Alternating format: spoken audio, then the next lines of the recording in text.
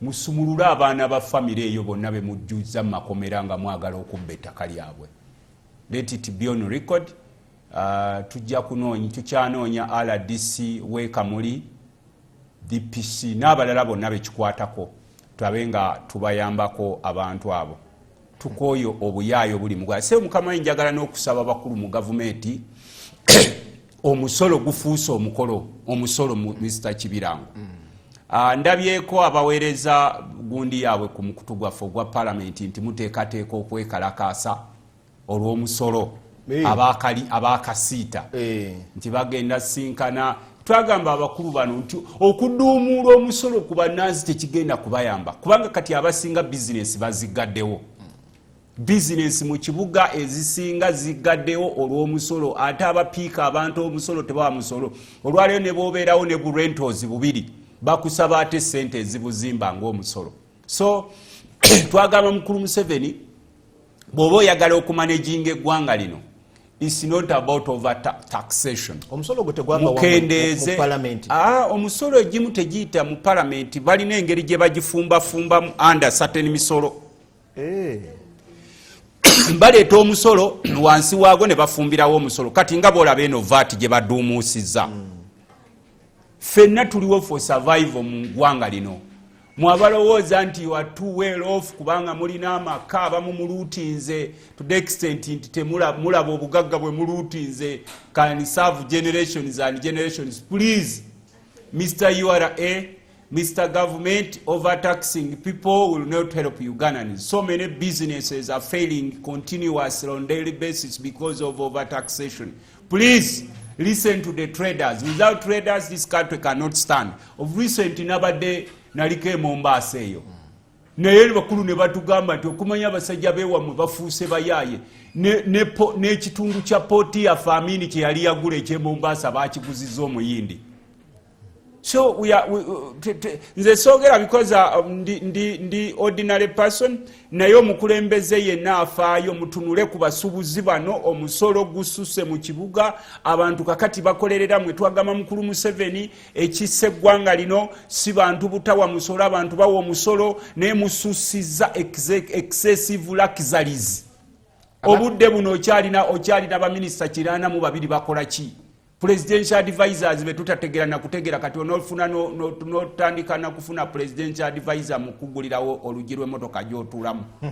Kakati bonna bali awo presidential advisor bala disi bayitirivu nnyo.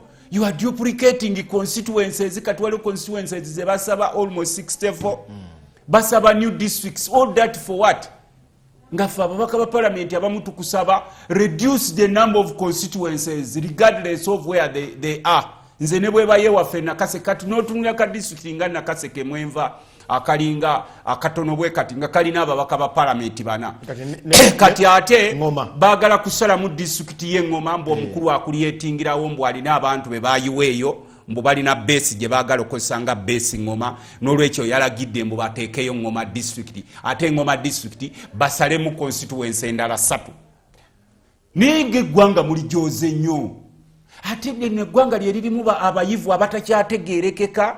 Ate ennaku zino twewuunya ogenda n'osanga omusajja nga muyivu ne bakugamba ng'alina diguli 6 diguli 4 naye otutunula omutwe gwe nga mukalu jasi kufuweeta luzungu lwokka naye ng'omutwe mukalu mwereere gwennyini. Olwekyo sebo nalibadde nze sibyogerako kuba nze siri musuubuzi. At one time naliko omusuubuzi nalina baasi zange 9 naye olwapuwa polisi z'abana abasajja baasi zonna ne zigera nesigaza baasi etya emu nalina ekyaliwo yo nalina bu bizinesi bwange bonna ne buggalawo mu biseera bya covid n'ozojjukira emyaka egy'ebiri.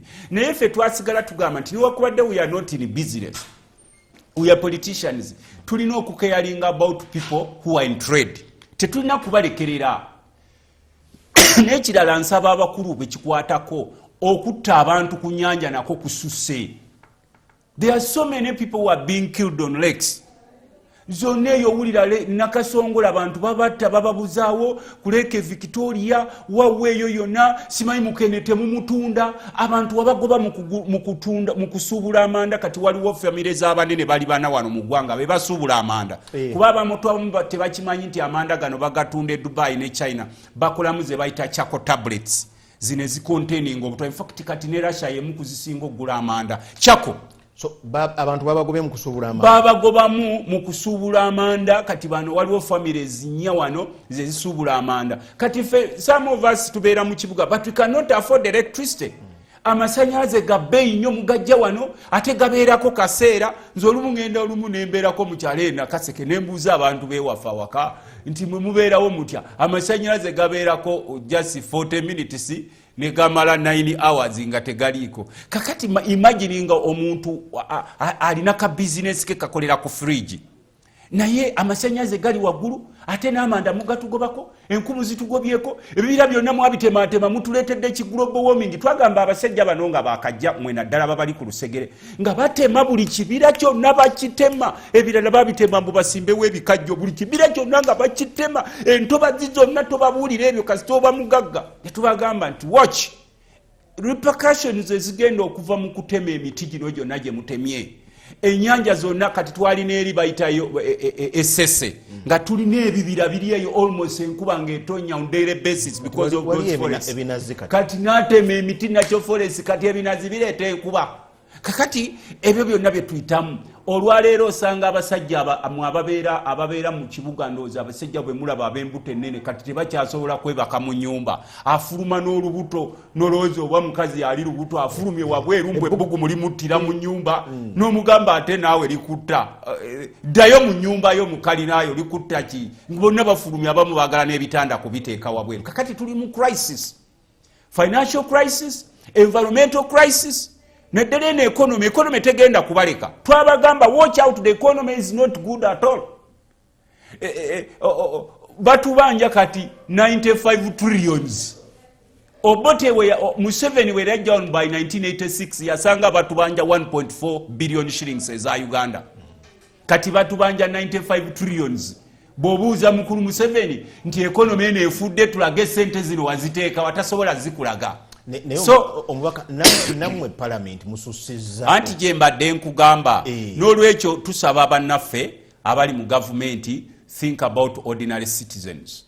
Mutunulira abali ku nyanja mubagobyeyo ab'omu manda mubagobyeyo mu business mubagobyeyo ne musanga bana abalina bumuyita butya buchosi obutonotono abeeya ne mubabinika emisolo abamu ne mubagoba mu kibuga abantu baddewa. Kwa kati buli muntu anoonya how to survive obuuza abakulu baddewa. Leero ntunuulira bana abeeyidinda banaife omuntu n'olima ebikaado omusaada n'akukobera nti olina okufuna license simanyi n'ekiki ekirala ate bwe bazegabira ate bwe bamala nti ate tolina kubiguza mulala simanyi baleeta bazita zoning mbu ate lole y'ebikaado namba mbuno mbu bagigula emitwalo 8. Bw'omaze omusogo omugobye mu bikajjo omusogo omugobye ku nyanja takyavuba omusogo omugobye mu swamps mwe balimanga omuceere gwabwe tebakyasobola gulima kakati mutwala byabufuzi be mu exportinga mu Busoga region n'amasanyalaze agali wali ku Owen Falls Dam eidinda nago tuuka mu kitundu ky'ebusoga wali eriwe gavanga ebitundu ebisinga tebiri highly connected. Yes. Oyogera wali abantu abakiikirirayo. Why have people become voiceless? Kakati people have become voiceless. Don't blame them because of environment. Abantu basajja bano babaavuwazizza nnyo munaye nosanga n'abantu abategeeranga tebakyategeera nkugambye ennaku zino osanga omusajja nga alina diguli 6 afuweeta oluzungu naye ogenda okukebera omutwe gwe nga mukalube kalukalu.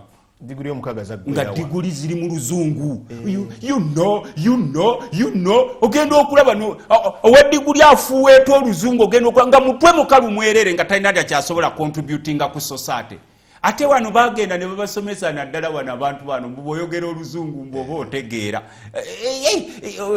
omusajja oyo ategeera nnyo kuba afuweeta oluzungu lolira omugamba nti please listen ffe tutambulako oluzungu lulinga oluchina lulinga olurasha lulinga oluganda kakati gwe kiri gy'oli okulaba nga oluzungu olukozesa zino ntandise nazo okubanga ffe mu parliament tuzita matters of national importance. Please government mujjukira abantu bali bubi, abantu abalyanga emirundi ebiri kati bakyasobola ku affordinga kulya mirundi ebiri, abantu atambula najja mu kibuga ayonye 10 ate naddayo nga tazifunye nalinda okubaako kafuna government kemuyambako tekyamuyambako kubanga bino byonna byali badde omisa kibirango nga services zirabika, naye abantu bagenda mu malwaliro tekyali ddagala, amakubo gonna gafa bipotwoluzi byonna bijjudde. Kakati kyetwebuuza presence ya government eriruddawa? naye osoose kuwaana mwaguddewo block 2 kakati ziri ez'ekapeeka kapeeka primary ze twabadde tugulawo bizimbe balwaniramu olutalo kati badidde nga bayita mu Lwelo triangle ne bagulawoko obuzimbe bubiri bwe babawaddeko ebirala ne babirekawo ne tugamba tutambulirawo kubanga ngaze country we are in financial crisis. Kakati kojjayo mu government kukwata kubanga kati government bwaba mulwadde ali mu ICU abalirowooleza ng'eggwanga lino tebakyalirowooleza mu budde buno. Kati ndaba mukulu Museveni asindika mutabani we n'ebikonvoyi biyitirivu n'ebyelikopta mbu bagenda batalaaga, simanyi oba batalaaga kukola ki. Mwoyo gwa ggwanga teguliiwo ng'eggwanga mulinya guludde mulimanyi. Golodi yenna natunuulidde oba obadde olaba akatambi k'omusajja w'emubende be batemula ne batwala ebifo byabwe bateeke mu golodi, buli munansi aliwo ku butaakye. Kakati mubeera mu nsi nga mwenna muli mu crisis, muteeka okunoonya solution.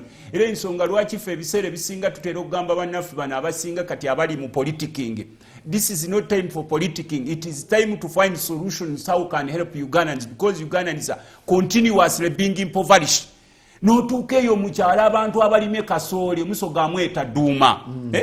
Omuntu n'alima kasooli naye gavumenti n'egaana omuteekaka omunoonyeza akatale. Kati nabadde ye waffe Nakaseke kazooli kiro eri ku siringi 4 abalala 350 ate kati otunda waffe Nakaseke kiro y'ennyama eri ku mutwalo gumu n'ekitundu, oba kati otunda kiro za kasooli meko gula kiro y'ennyama. Kati n'otunulira ng'abantu bali mu vicious cycle of poverty, and the same people who buy maize aba bagula kasooli be bagula vanilla be bagula ebikajjo era be bali ni charge of ebyennyanja.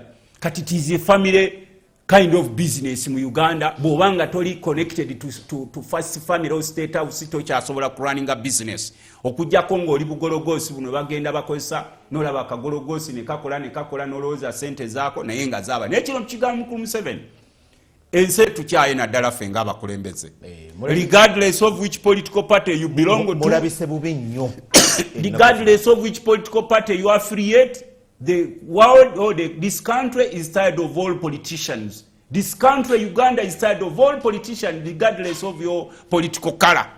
Kubanga abantu balinze services tebaziraba, balaba byabufuzi byerere bitakoma, buli kaseera politics afuuse politics. Nze ntera okubeera ewaffe mu kyalo n'eggwanga lyonna nga ntambula nengamba abantu baffe nti buli omu agezeeko okuyiiya abeeko ne kaakola okuyingiza mu nsawo. Sikuteegera ku stage ya boda ng'olinza omubaka wa zje. Simanyi ke tukulabyeko tetukyafudde mu busitenseni obwo neno mu kibuga buli muntu omulaba alowooza kenkulabyeko olinayo kompaayo. Edda abantu bakubiranga okusabiriza okwo kati osanga n'omusajja omukulu naye akwama owaye bw'amala okubuuza ekyokubiri olinayo kompaayo n'omugamba nti owaye nze bakugambye nti ndi banka nti nga ne banka naye okubaako kyogijjako nayo oyitamu bitendera. Kakati mukubiriza abantu baffe ffe tutera okubakubiriza buli omu abeeko n'ekyakola, naye ate ekisinga okutuluma abantu nga babaddeko be batandise okukola ate gavumenti yennyini yebalwanyisa okubanga tebabaako kye bakola. Bw'osanga omutembeyi muteeketeekere, ow'omukatale muteekereteekere, omuvubi muteekereteekere, owa special muteekereteekere, owa bodaboda. Kati opikipiki bw'abaana ba bodaboda bonna bujjudde ku police stations.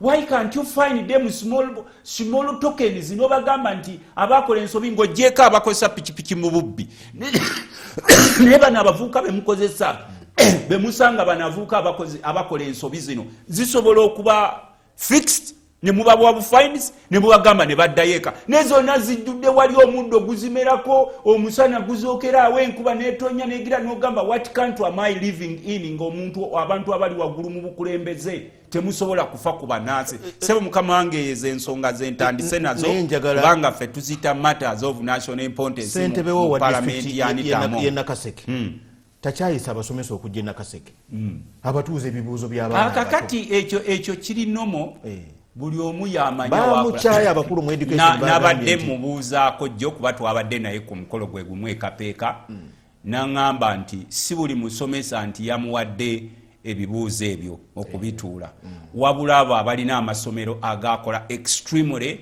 poor those schools which performed extremely poor beya subjectinze ku bibuuzo ebyo ate naffe ne tugamba nti ekiseera kituuke nga naffe ababaka ba palamenti mutuwayo ku bibuuzo tukoleko kuba ekibuuzo ekikuyingiza mu palamenti kiba kyesisikisibwa bwe mulaba nga tukoze bubi mu palamenti mugambe nti mutuuleko ku bibuuzo ebyo tulabe ate ne basentebe beero si 5 nga ye nabo batuuleko ku bibuuzo nga gwe sentebe yasetinze ebibuuzo bakebera nga disitulikiti yo yemu ku za performance obubi bakuweko ku bibuuzo obituule bwe bikulema ogira oddako ebbali ekyo si kibi bagiyita periodic assessment of performances zitera okubeerawo lwakuba nti bano abasinga bazifuula political nga basawo batera obatwala mu trainings ezo refresher courses ezo n'abasirikale ne babatwala usanga omusirikale nga bamutraining okukuba mota n'amala emyaka ena nga tagenzeeko mu lutalo kati batera obatwala mu refresher courses ezo naddamu n'akolakola naye ng'ekyo kyeyakoze nze kyenamusabye butapublishing amanya g'abasomesa kubanga kiba kimalamu amaanyi okumanya nti musomesa Kibirango asomesa SST ne bamuwadde pepa ate yafunye 0 naye kyasinze okunsanyusa nti babadde bakola papers ezo they never put their names they just put numbers wali name teyataddewo bateekawo number ono yabibawadde nga amanyono number 2 number 3 number 4 ne teacher gundi number 5 teacher gundi number 6 teacher gundi bamadamu ne basa kakati wali ne bokigwako tomanya nti madamu owe SST yakigudde ng'olaba bulabi number 1 tomanya linnya lyamu so naye ebyo nga babitaddewo alongoosa byanjigiriza buweereza okulongoosa ebyenjigiriza nze nabadde nsaba nti ne minisita Muyingo naye bamuweeko ku bibuuzo akoleko bane katugende tuwulemu ngoduka bonna babona mu ggwanga mukulu Lujoji you are a commissioner general mukwano gwa John Rujoki musinguzi munanga abantu bali bubi mu business ekisanja mukamawo tegeza nti emirimu agikoze bulungi mukulu Museveni yakongedde ekisanja naye funako ebiro otuukeko mu business community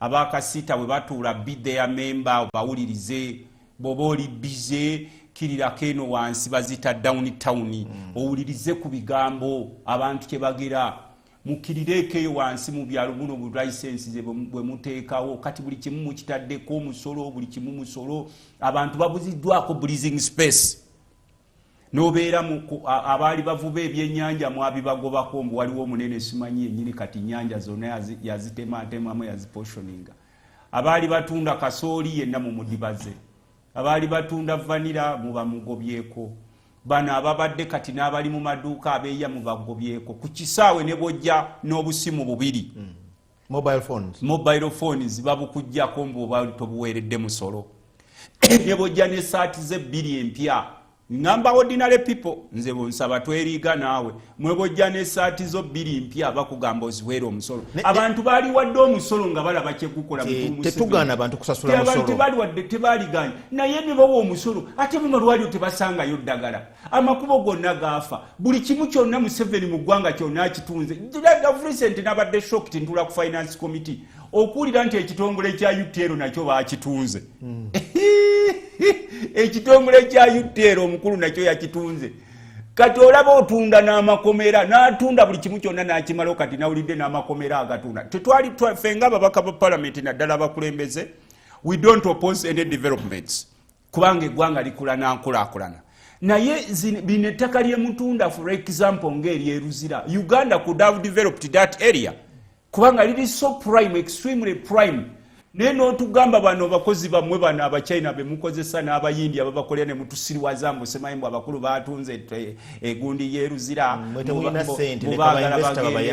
nabo bano bennyini abatunda kuba be bannyini bintu ebyo they are the owners ery'ettaka lyeruzira erya prison n'otunda ensi n'ogimalawo n'otandika n'otunda amakomera naye ng'abakwetolodde bakuba bukubi mu ngalo n'abasajja abalinga bategeera kati nkwadde kyakulabirako nti UTL ogitunda otya nga twakamala ogiteeka mu ssente as government Uganda Telecom ogitunda otya twakamala ogiri capitalizinga tugitaddemu ssente twagenza okulira ate mwe naddala abali mu ministries za gavumenti mugende munoonye land titles abasajja bano bayinza okwewola ssente mu bachina ne bateekayo land titles za ministries aba KCCA munoonye ekyapa kyammwe aba Ministry of Education munoonye ekyapa kyammwe aba Parliament munoonye ekyapa kyammwe aba UBOS munoonye ekyapa kyammwe Ministry za Internal Affairs all those ministries munoonye ebyapo omukulu ono alina mission nene nnyo n'abachina wano kubanga tujja kuba very surprise Uganda wangamba embassy za Uganda ebyapo ebimu tebiri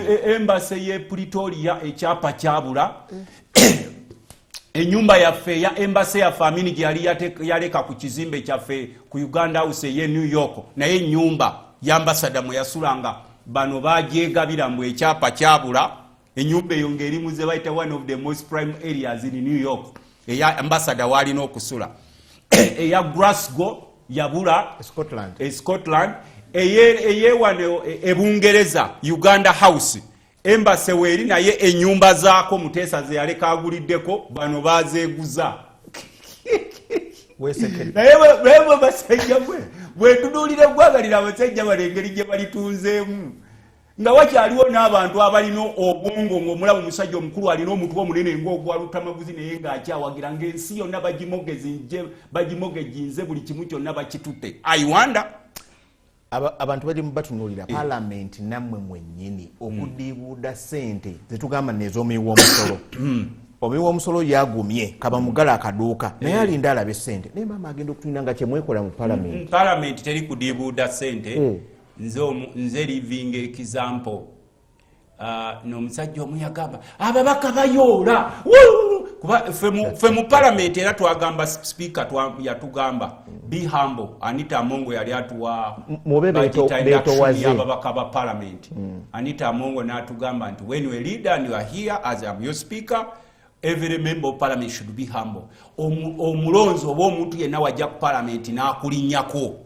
gw'omubaka gw'olina osooka omugamba ya musore ebirala ne bijja te mubaka nze nkulinnye naye gwe ng'osoose n'omugamba I am sorry and I am appealing to my colleagues in Parliament be humble. Abantu mubalaba bakambwe nnyo they deserve to be so harsh to us as members of Parliament. Why? Their expectations are different from what they experiencing currently. Ne bakulonda omubaka wa Parliament noba kutwala ekyankwanzi n'ofuuka mukozi wa Museveni mu kifo ky'okukolera abakulonda n'olaba omusajja alina omutwe munene naye bamututte ekyankwanzi n'omukazi mbu Museveni agenze by-indoctrinatinga mbu abafumbefumbe emitwe muffe tuli wano for us NRM and they cease to work for the people and they work for the big man in State House. N'osanga n'abaasoma bonna bali mu State House bagenza okulomba igwe kati ate ne mutabani we naye avuddeyo kati naye bagenda omulomberako n'osanga ebisajja ebikulu igwe n'ogozonga omubaka gwe nalondo kati abantu abamu bwe babeera so harsh to us like the right honorable Anita Mongo told us to be humble. We are humble. We are in a sorry state. Ekifaananyi kino kye tulimu mutera ne mugamba ffe mu Parliament ne bwe batuwa emmere abalonzi banyiiga ababaka balya batya emmere waliwo omulundi omulala Kadaga ng'akyali speaker bayise ekiteeso mu Parliament under Parliamentary Commission by then commission yaffe yali ekyakola yalingamu bakakooza Honorable Kakoza yali ekyakola ng'efaayo ku babaka naye neeriwo tetufaako ffe nga babaka ba Parliament eri ku byayo kakati ne bayise ekiteeso ekyemmere nti ababaka ba Parliament fo ky'okugenda ngayo mu restaurant gye bajja okuliira obutwani okukola ki Parliament etandika okubawanga emmere naye mu buli mubaka bamusalengako ssente z'emmere ku ssente ze bagiyita cost sharing abantu bakuba emmeeza babaka batandika batya okulya emmere babaka balya batya emmere kati since then nemanya nti institution nga Parliament ogikoleramu olina okuba hambo oli bwakubuuza ekintu abamu bagende boogera ababaka bayoola ssente baba wadde simanyi bukadde 4 simanyi bukadde 10 bukadde bumeka n'obagamba nti ezaakedi zendaba zijjudde ku Jinja Road neziri ku Bombo Road z'ababaka ba Parliament ng'oli yeekubagiza sirabayo mubaka alinawo akedi nti ate ku muyoolo gwe bayoola waliwo n'abamu benda babakwata jjeeko awo ne babatwala nti omubaka bamubanja kati omubaka agaana atya okusasula ng'ayoola naye abantu banyiivu nnyo kakati banyiivu kubanga buli mulonzi ofaanana omubaka wo wa Parliament gwe weerondera gwe mulonzi gwandaba buli mulonzi ofaanana n'omubaka wo wa palamenti gwe weerondera totutawanya omubaka bw'aba mubbi n'omulonzi exactly. All electorates are the image of their MPs. The MPs are the images of their voters. Kanchiteke mu luzungu kuba sebo ebiseera ebisinga mu abamu mwefuula nnimi zammwe nansi temuzimanyi mwogera you know tubalaba awo mbu bayogera you know n'awaka sebo ennimi zaabwe nansi bazitya mbu bamutegeere mbu ategeera nnyo bayogera oluzungu. So ababaka the members of parliament are the image, are the true image or reflectors of the electorates. Era bw'otuuka ku palamenti ye samale ya Uganda, bw'otuuka ku palamenti bw'oyagala okumanya Uganda bwefaanana togenda mu byalo Nakaseke ogende Idinda genda ku palamenti ojja kulaba Uganda bwefaanana because parliament is a summary of Uganda. Bw'osanga omubaka avaagira sumbuusa 3 omulundi gumu waliwo ekitundu ekitali represented mu parliament. Kakati if you have a summary of Uganda and that's the political cream you have kwati ojja kuŋŋamba ate kati oyo fe totuvuma mbuno mbu tufaanana omubaka waffe babayita kurimu dira kurimu yoyo gwe mulina mu parliament. That is the kurimu dira kurimu. Bw'oba walonda olw'obusukunkumuka bwe bakuwa totukabirira, bw'oba walonda olw'ekibiina ky'ebyofuzi totukabira. Waliwo ebitundu nga bakugamba musimanye eno bw'olonda bw'oyitamu mu kibiina gundi oba omaze okuyitamu automatically. So n'olwekyo kakati eno mmira gye muleeta erifu ababaka ba palamenti, I have been telling you members of parliament are not angels. Ababaka ba palamenti bava mu mmwe. Ababaka ba palamenti si bamalayika. Abamu abasinga mulindirira okulaba mbu bwe mulira mbu MPs baabo bazze ne mulinda okulaba mbu nga tukola bwe tuti ebiwawaatiro byaffe nga bamalayika mbu mwoyo mutukuvu najjulaawo. Members of parliament are from you, are individuals, they are human beings like you. Tubatuma okwegabanya omudidi gwa ssente. Kakati kyenkugambye ba MP abo bobalabo bayita bamalayika. Ate olaba ne muggulu ebayibuli ekugamba nti ne muggulu eri bamalayika waliwo zimalayika ez'ediima ne zigamba gwe tujja kusinza Katonda. Muggulu naye waliwo zimalayika ez'ediima ne zigamba ne Sataani ne zigamba ffe tetujja kusinza. Kati olaba muggulu ne waliyo okwediima ate mu nsi. You people expect your members of parliament to be angels. I'm very sorry for you. I'm not. I am not going to apologize for that. Ababaka ba parliament nabo bantunga mmwe. Balumu enjala, balumu ekitiibwa kya parliament kiyenje buse. Ekitiibwa weekiri. Ekitiibwa kiyenje buka mu mind yo yakiraba nkugambye ababaka ba parliament yendabirwamu y'abalonzi. The other day nalabye abamu badde ku social media exhibitions. Parliament does not debate social media discussions. Era nali ninze Anita Amongo okumugyamu obwesige. If she could reduce the image of parliament, the extent of debating social media discussions, because on social media every Tom and Dick can give in the what? A discussion. Kubanga oli akugamba he who alleges should come with proof. Yes. Kati naseka era ntunuulira nnyo nze nasoma byanfuna natunuulira nnyo balooya be tulina ennaku zino nga bajja ennaku ezo etwatula mu parliament kuba tuli mu budget cycle. Nga speaker atwise era twatula na lwakutaano misinde. Ababaka bagenda kutuula badiscussing ku bya social media. Omuliro gukutte laba state house eyidde omuliro laba parliament eyidde omuliro. Kati gwe bobeera ng'oli ku simu yaawako oyinza okugamba ekiri ku parliament bannange naye ogenda okuyitawo abalya muogo wa bamulya abatambula kati ne mbabuuza uliriza president zongo ozogera kubanga omubaka zaake mwamuvunaanako anti uliriza obi ebintu ebyalekera ku social media era is to human. Exactly, you said it. So we are not angels. Ne mukoti namo bakola ensobi mubamwe simanyi bayita balandi friends simanyi baani abo balina amanya gebesukkulumyako tebeerayo nsobi.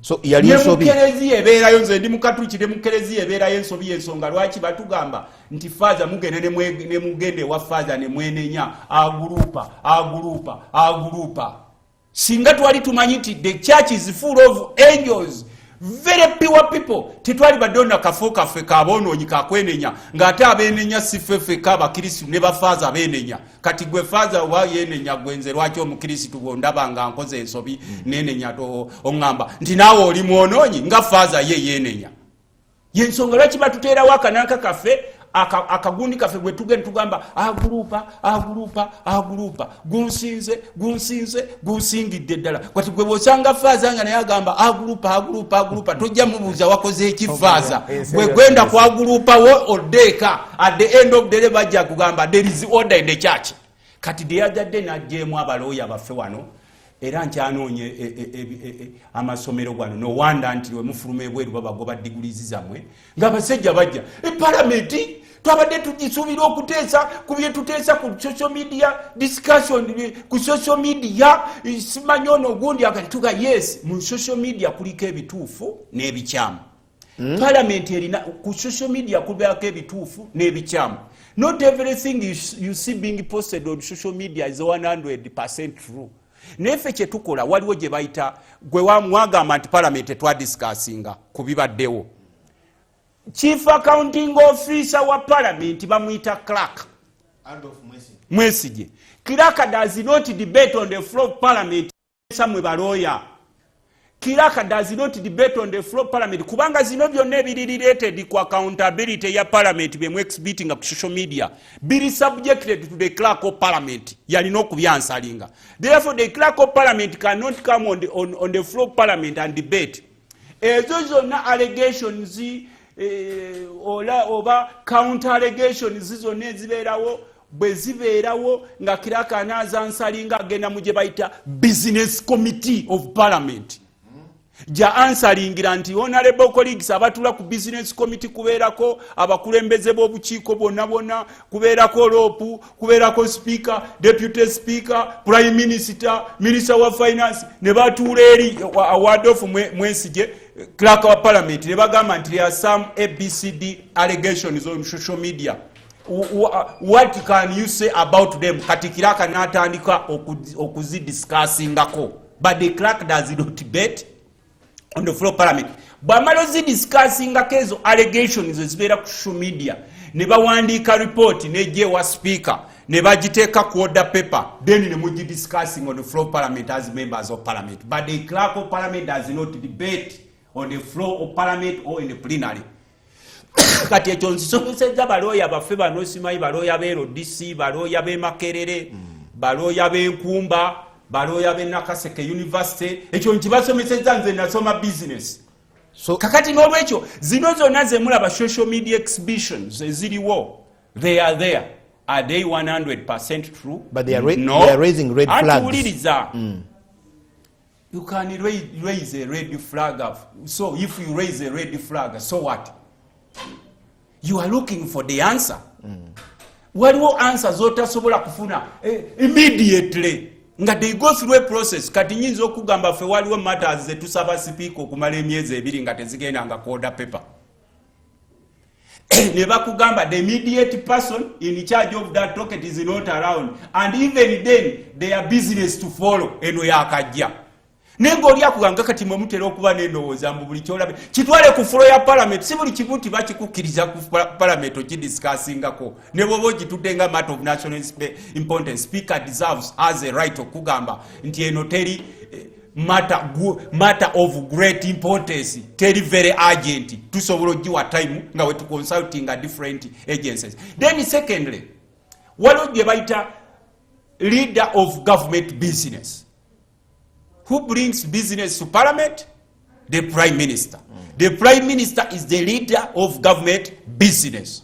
Waliwo mulabyeko ng'agireeta mugundi okudiscussinga ku exhibition za parliament. Kakati bino Anderson Wulola ebimugobya na biki. Kakati eyo if it is about social media then omwogera naye awulira era ne bw'aba ateesa mu parliament gy'omwegendereza ebiro bye ng'ateesa is always very humble.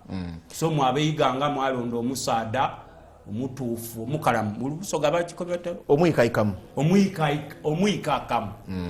naye gwe wayiga oti obusoga ng'atenze yasomerayo ati nkola wano.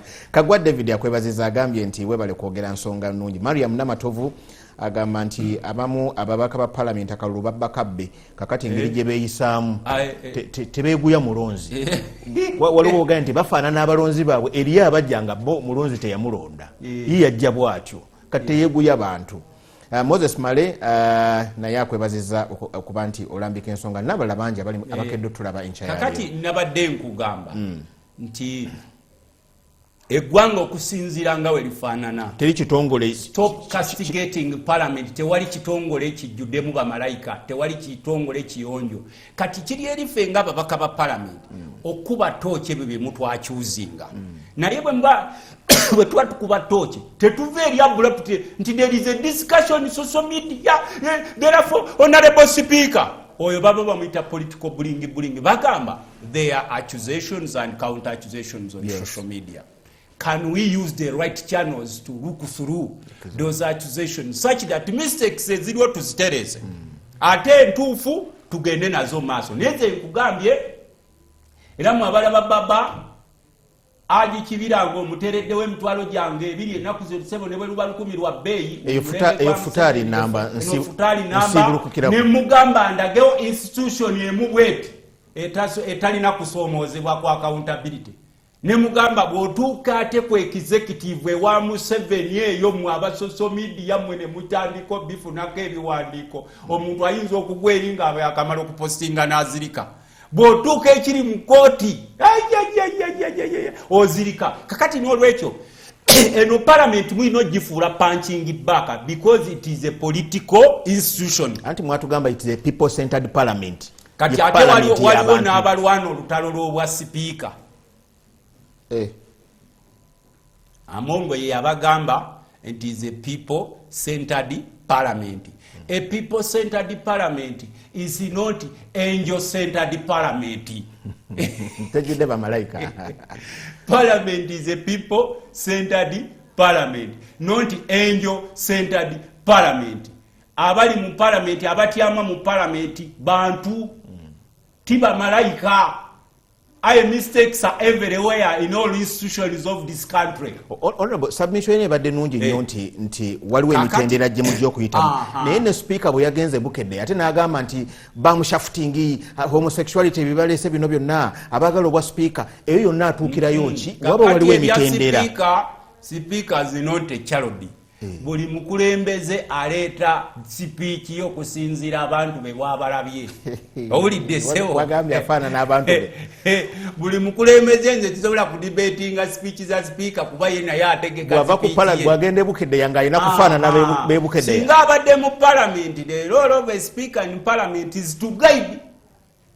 Naye bwagenda mu balonzi baabe abeebukedde osanga waliwo abamugambye nti maama batugambye ku byaba abasiyazi ebyabasiyazi nti bebali emabega kino naye nga nze nkimanyi nti waliwo olutalo lw'obwa sipiika lwatandise dda. Olutalo lwatandise ekifo ky'okubeera nga gwe namba 3 okiyita kyangu mu ggwanga lyonna. Olaba balwanyisa kansala ne bamufumita naye okubanga oli namba 3 okiyita kyangu sinotize. Era kyemugamba oyo sipiika Amongo alina okuexpectinga ebintu bingi mu kifo ekyo. Ekifo ky'obwa sipiika bwe buli akitunulako agamba kiriko ekindaazi. Buli omu n'akulukusa amaziga n'agamba singa nze ntudde awo. Owulidde sebo? Okulukusa amaziga bakuyita batya mu Lusoga? Buuza oyo Kagame. Okulira aye buli muntu n'alira ng'akubona otyame mu ntebe ey'obwa sipiika n'alira aye singazi tyamyawo. Honorable Luttamaguzi. N'olwekyo kino kyemugamba dozi ebyo bye balina bakola ki ate Amongo ye yatugamba n'otugamba nti bw'oba ozze mu Parliament nga sipiika ndi bw'oba mu Parliament, don't expect everything to be rosy. You are not going to be an ice cream seller. Because the ice cream seller naye wano mu politics negwogize kubanze ntunulira abajje wa speaker Amongo awo basasulya school fees. Obo balaba. Nze ndi wali mu Parliament. Abantu ne bajja just one day ebikumi 200 nga bazze wanita Amongo abasasulya school fees, including some members of Parliament.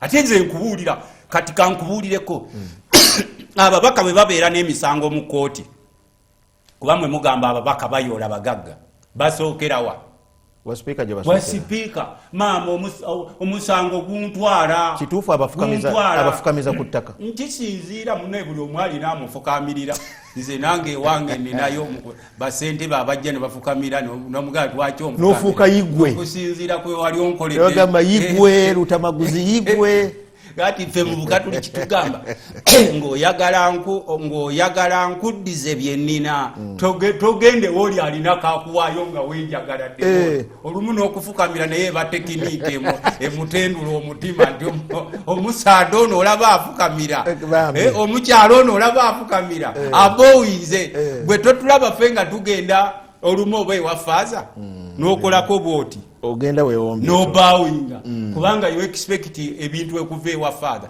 kati nze okuba ofukamiridde sipiika oba ofukamiridde ani tizinakyo after all magulu gwabagago neze nkugambye kasita oyoolawo byoyoolawo nze byendaba mu ofiisi y'omukazi oyo amongo oba muyattayebwa okusoma ne kutuuka n'okabantu nga bajjudde ku palamenti aweerera 100 egindi aweera 100 egindi nti ali oyo bamunoonyeza sente za mutwala mulago bamujjanjabe naye banoonye bamuleese wa mongo wali eri mu kagaali wali nti ate abo ababaka ba palamenti omubaka abadde alina abalonzi be bali sitaaka n'agende kakati ofiisi y'obwa sipiika togisuubira kubeera nga ofiisi y'obwafaaza ate olaba ne mu kanisa kati balwana enewaffe eruwero nkuwa kyakulabirako munaluwero munange mbadde nkuwa kyakulabirako wagga otunuulira palamenti obulabirizi bw'eruwero obadde obulaba eŋŋumi nevaayo ne beekwata kasana ajja kulya mulimba kati bali ne bavenoga kasana tajja kulya wano kati naye ng'abalwana bali ku kifo ky'obwa bishop kati nabe ng'agudde mu bibiina by'obufuzi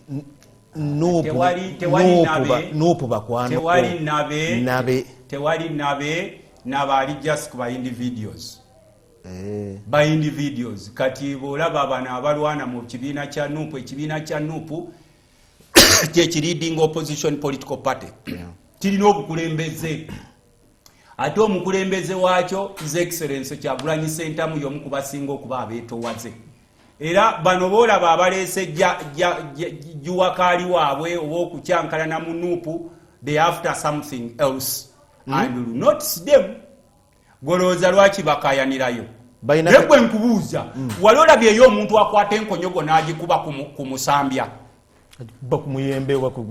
lwaki olowooza enkonyogo bazikuba ku muyembe anti ku omuyembe kubaako ebibala bw'osanga omuntu ng'akuba ku musambya enkonyogo bakuyita mulalu ne bw'obeera nnomo era ffe we tulaba bapalamenti enkonyogo tumanya nti wano waliwo ebirimba bingi okitegedde sebo Kyagulanyi wonga bamuli bubi tewali ali ku bibi Kyagulanyi abo bajja kukakkana balinga baluuni ozisanga zizimbye bweziti naye omusana bwe gwaka pwa toddayo kuzira saawa yonna bajja kubaluka tebabo bajja kubaluka era engeri gye bajja mu nuupu bajja bokka tewali wawulirako nga Kyagulanyi ataddewo nti wano nti ataddewo advertisement y'abantu bayita okujja okuyingira nuupu teyakuba kalango wawulirayo obulango nti bannange ku Baba TV bataddewo obulango bataddewo advertisement mujje muyingire nuupu wagenda wekka mu nuupu era ojja fuluma wekka nga we wasooba kubanga politics is choice waliwo kibiina kya piraawo ekyabavubuka bakiyita ekibiina kyabwe ekya piraawo kino bakiyita kisinde si kibiina anti abo abasajja bakugu nnyo mu kusiriwaza bw'oba toli mugezi Museveni y'omu ku basiniya b'okusiriwaza mu nsi eno bw'oba toli mugezi ayinza n'okuguza sekoko n'akugamba nkuguziza maaya digiri omukaaga yazibajjamu abadiguli omukaaga kati tolaba ono musajja wo Gilbert Bukenya Profesa omulamba ne bakuwamba gwe advisor w'okuzimba obutandaalo simanyi advisor ne sanitation w'okuzimba obutandaalo an international professor in health Museveni n'akujolonga n'akussa wansi w'ebigere bye mbwa have appointed you to be my advisor in sanitation kuzimba butandaalo okulaba nti simanyi amasomero bageera biki ebyo and you accept because you are bad off abantu balekerawo okweyambira mu nsiko n'okuteyambira mu nsiko naye asajja ne batera okugamba nti kati buti essaawa dino Uganda etandise okumpoomera ddala kituufu Museveni Uganda ekuwoomera essaawa dino professor international professor recognized by the most prestigious institution of the world Harvard omukulu n'afuukako vice president nodde wakanga okoze obugagabo kati nakuyita okujja ogalaba oba okyasobola okujja nojja emisinde mugwa advisor we mu kuzimba obutandaalo mu Uganda buno bwe bateekako amasowaani and you run. Kakati Kyagulanyi teri amusobola. Bano bonna bajja kugenda kubanga we know some of them are being used by the state. Abantu bati anti kakutte ku Masaka bagenda. Ate abantu be Masaka bali ku birala nnyo bano be mwapulifying mbu bakitala nnyo they are nothing tebalina kye bali Masaka. Era bo babuuza mutulageeyo MP be musobola okuleeta nti ono gundi bwasonga ono MP bamwe n'oli bamwe n'ono bamwe ba MP bolaba abasinga ba councillors they are self made. Abantu be Masaka baagala makubo, abantu be Masaka baagala masanyalaze ga bbeeyi ntono, abantu be Masaka baagala quality education, abantu be Masaka be bali food basket ya Buganda especially growing matooke, abantu be Masaka bali baagala kulwanyisa bwavu. Abantu be Masaka batunulira bbeeyi ya birime nga kasooli tebatunulira bano bali mu political bulingi. Bana bali mu political bulingi mwabe Kampala aba media social media mwe amplifying because you think that by amplifying them Kyagulanyi ajja kugwa. Sebo njagala kuwa ekyokulabira ko Kyagulanyi alinga Golodi onyimanyi anti nayo to mu amplifying nze nkubulira nze ndi wanupu wagambe ekisanja ekijja kadi ya nupu kojira nze ndi wanupu kati nkugambe Kyagulanyi alinga Golodi minerals zonna zigwa obutale Golodi manya diamond nagwa akatale uranium nagwa akatale biki ebirala ebyo byonna bigwa akatale but gold will always be gold. Kyagulanyi is gold. Gold in Russia is gold. Gold in Uganda is gold. Gold in England is gold. Gold in Masaka is gold. Kati bano bonna abajja bawulaba bafuuse ebiwawaatiro abaagala okwefuula nga Lucifer bwe zeefuulira ku Katonda kuba Katonda yakola Lucifer namusembeza namugamba Lucifer jangu onkolera emirimu jange wano sebo Lucifer naye n'alaba nti afuuse wa kitalo nupu mulimu ba Lucifer mulimu ba Lucifer abeefudde nti kati naffe twagala kuwamba Katonda kye yakola Lucifer nga omanyi abamu tebamanyi nti Lucifer yali w'amaanyi nnyo nga yafuga bamalayika bonna mu ggulu nga Lucifer kyayogera Katonda ataddamu bwe yalaba nga byayogera atandise ofuna amalala bamugamba Lucifer oli w'amaanyi ku Katonda ono tulaba oli w'amaanyi n'atandika okugamba lwaki sikwatamu mu ggulu Katonda namugaye naye gwe mbadde ngiro oyagala kuzanyirawo n'amufulumya sebo yegezako mu ntebe y'omukulu bagenda ne Lucifer bali eyo bakaaba naye eyo kakati nabano baagala batuna ba political Lucifer bosembeza n'obaleeta when they are nothing bwe batuuka wali kubanga batandise okuteekako mu mawoteeri katasovu Kyagulanyi batandise okulinnya ku nnyonyi ekiro n'emisana katasovu Kyagulanyi batandise okufuna n'ebbendera zigendera ku mmotoka zaabwe nga si ba bulijjo katasovu Kyagulanyi batandise okufuna ne patrol ezibagulira amakubo katasovu Kyagulanyi batandise okufuna ne kalawense katasovu Kyagulanyi batandise n'otuula ku meeza edda ababede katasovu Kyagulanyi kati nawo nga bagamba nti naye Kyagulanyi ono tetukyamulabawo kati ne beerabira nga boolaba Lucifer weerabira nti Katonda Lucifer yalabula Katonda nti nja kutwala kati n'owe Masaka alabula nti Masaka tejja abe Masaka bali ku byabwe birala nnyo era bwe babulira muli mu mboozi z'ebyobufuzi musimanyi mu discussinga gundi kubanga abo bannabyafuzi babadde n'abebbanga lyonna bannabyafuzi b'e Masaka be mu discussinga nabo they are not political amateurs baludde mu byobufuzi naye bw'otuuka amakubo g'e Masaka n'olaba bwe gafaanana including second gye yavanga oyo former vice president amakubo g'e Masaka gali bubi baali balima emmwanyi zaabwe baali balima amatooke baali bulungi nga Masaka egizeeko bo be baagala okulya si bano beefuula ba Lucifer mb'otuuse ku mmeeza n'olwekyo otandise okugawoziya ebiwawaatiro mbweraba oli wa kitalo nnyo njagala kuwa ekyokulabirako always be humble sigala ng'oli mukakkamu nzo ndaba ndi mubaka wa parliament ndi mubaka wa parliament lw'abalonzi abo be mulaba abo be munyooma nti they are nothing be batufuula kye tuli ate njagala kuwa ekyokulabirako buli muntu yenna awulira nti Kyagulanyi amukaluubiriza twabagamba nti mugamba muli b'amaanyi mugende mukole ebibiina byammwe obadde ekyo tokiwulira wakyogera wano nkibagamba ne basaatuuka ne bayita obuvubuka bwabwe obwa social media Luttamaguzi atuli bubi bw'oba owayita w'amaanyi genda okole ekibiina kyo abasobola okikola nabo baagala wali masanyalaze ga Kyagulanyi ate abasajja abo banziyugiza okumanya bajoga mu lusogo okudooga aye bana mudooga munjukize omusaade nakasebikubewonga nga bwe biri bamvuga benzi yange ngenda bwenti nemusanga n'ekimotoka kigundi kinisani nga kyakwamidde ku kkubo nanyumiriza bwatendereko nenyimirira bwenti ngamba nemubuuza kiki aye munanendo onjampingireku onalebo njagala onjampingireko ku batwe yange kinisani kye kiveewo batwe eweddeko omuliro nenengamba nentulo omuvuka ali nezikwate ngamba mujampingeko bwemala omujampinga sebo mu kimotoka kye kinisani wenalinyimiridde waliwo nakiisawo emisinde nekinjira amazzi negamba teyayimirira nako nengoba ayo omusaade ono gwemba okujampingako essaawa dino buti yankubya amaadi nayitawo n'agenda teyadda kakati nabano bwe baba Kyagulanyi bw'abajampingako ku muliro gwe ne bafunamu olungubanguba ne bakubanga eyakirawo nga baga kati naffe tutandikisa okubeerawo buli gwogamba nti obulaba omusajja ono mubi eyakusembeza nga wali tebali akumanyi muviire genda okola ekibiina kyo nga nabo baga tetuvaano wali masannyalaze mutufiira wano anti bagamba nabo bataddemu nnyo mu kibiina tebamala gakirekaawo bakizimbye waleeta ababaka ba palamenti bameka tulage nti omubaka gundi ze namuleeta kubanga ebibiina obizimba nabyo bikuzimba owulidde sebo ekisanja kyange kino kyakubiri naye nze Kyagulanyi buli kyakola yapulishet kubanga ntumuli opposition bwe yali badde ey'ebiro bino eyabano bamane dealers Museveni bazaakozesa kuva mu woko tuwaka n'abayita ekisozi ne bagenda mu 4GC n'abayita ekisozi ne bagenda mu DP block n'abayita ekisozi n'abakuliranga kati Museveni olumotero omulya gwe musajja Museveni mugezi badda we n'omutume bw'abato muwagira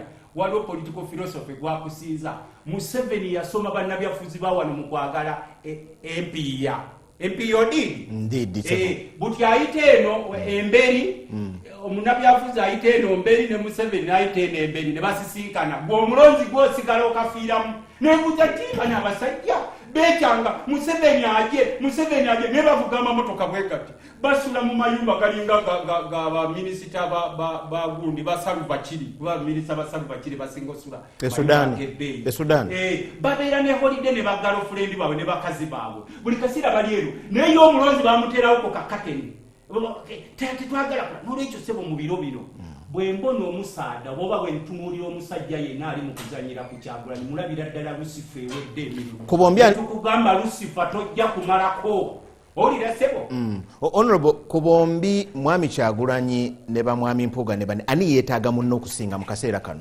kakati akaseera kano ffe tusinga okwetaaga Kyagulanyi olidde sebo honorable nga bebaterezaamu omuzindaalo gwo ebifaananyi ebyo bemulaba by'ekibiina kya NUP naye olunaku olwajjo mwami Kyagulanyi yayise ababaka be abali mu Parliament beevumbemu akafubo boogere ku nsonga waatabadde nga ali bweru wa ggwanga ndowooza bingi ebibaddewo nga yalekeramuko omukyala Dr. Zedrina ensonga ezo nga bezitambula naye mbulira ababaka bamu tebalinnyeeyo omukulu bamujemedde 17 tebalinnyeeyo naye n'abalinnyeeyo nabo emboozi yabadde amasimu mugajjeeko nalabye Eddi Mutu ayise ekibokisi buli omu bamugyeko amasimu omukulu atandise okwekengera abantu be kakati okwekengera kya bulijjo kiri nomo tewali ate mbadde nkubuuzizza mwami Mpuuga ne banne ne mwami Kyagulanyi ani asinga okwetaaga munne mu kacyo kano akacyo kano